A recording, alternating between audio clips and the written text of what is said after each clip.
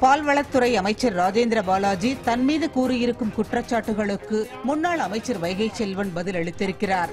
Polymer செய்திகள் தொலைக்காட்சி செய்தியாளருக்கு அளித்த பேட்டியில் அமைச்சர் ராஜேந்திர பாலாஜி தன் மீது அவதூறு பரப்ப முயற்சிப்பதாக வைகை செல்வன் கூறியிருக்கிறார்.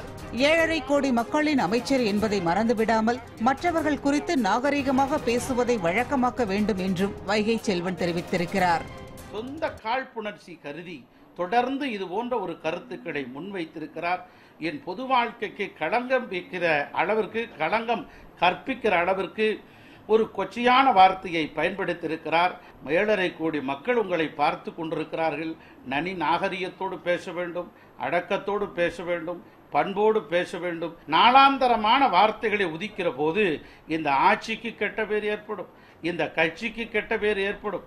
இந்த ஆட்சிக்கும் கட்சிக்கும் கெட்ட பேர் எடுக்கக்கூடிய ஒரு இழிவான வார்த்தைகளை மாண்புமிகு பால்வளத்துறை அமைச்சர் KT ராஜேந்திர பாலாஜி அவர்கள் பேசாமல் இருக்க வேண்டும் என்பதை இந்த நேரத்திலே நான் தெளிவுபடுத்த விரும்புகிறேன்.